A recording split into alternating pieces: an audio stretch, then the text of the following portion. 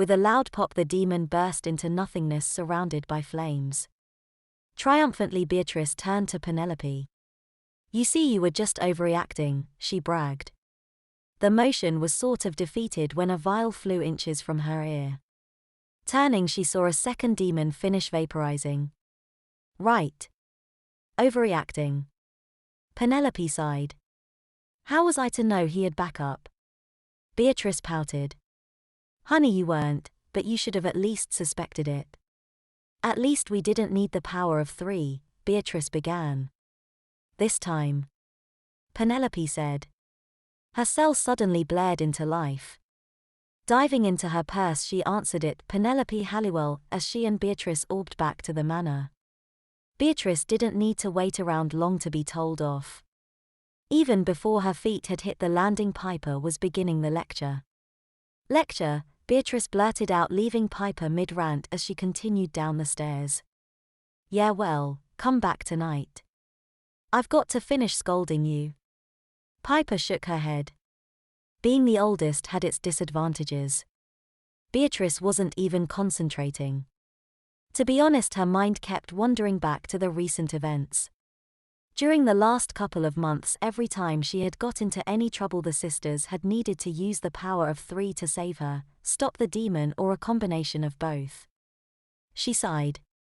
Deep down, she wished that this power could have been hers and hers alone. But then she was also glad that the sisters were her safety net. Looking down at her absent-minded scribbling on the paper, she had inadvertently written down a question. Could the power of 3 belong to 1? The underworld was by no means a nice place to live. It might have had something to do with its occupants, but Grogus still clung on to the fact that all the bitter infighting and dying should have made it a lot more fun to live in. Instead, there were plotting factions and no good places to eat, and for a demon such as him, he needed good meals to devour. Striding through the halls, he felt the massive increase of power coming from a supposedly empty room. Peering into it, he saw a rather homely-looking woman muttering incantations into a swirling void. "What witchcraft is this?" he asked the homely woman. Turning, the woman began to glow. Her bland features melted away, revealing a stunning figure with long flowing black hair and piercing blue eyes. "My witchcraft." She laughed. "And you are?" Grogus asked, unimpressed. "Luna, the jailer of souls." She smiled. "And what about you, fat man?" "Grogus, lord of the tormentors." Grogus boomed, rubbing his fat hand through his hair.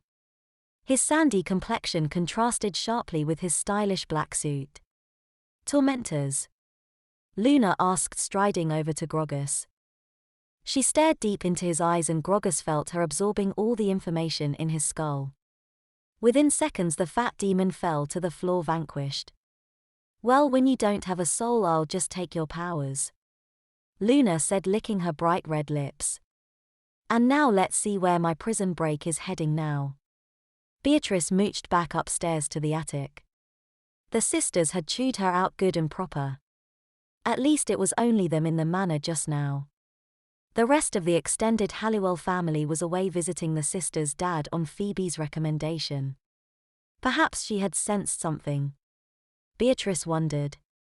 Reaching the attic, Beatrice moved over to the Book of Shadows, turning the pages. She wasn't sure what she was looking for, only that she'd find it here. Luna smiled at the old crone who was staring at her.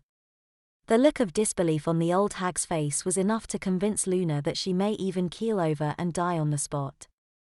"I vanquished you," the crone croaked.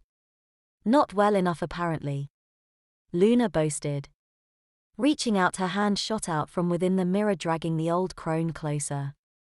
Their faces close enough to be touching, the old crone tried one last incantation, but even as she opened her mouth, she found herself burning on the inside.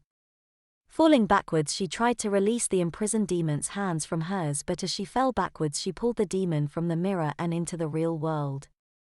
As a final insult, Luna stepped over the fallen crone. "Nice soul. I'll take it," she said before her eyes glittered and the old crone disappeared. Turning her head towards the Halliwell manor, she smiled. "The power of 3 for 1," she breathed.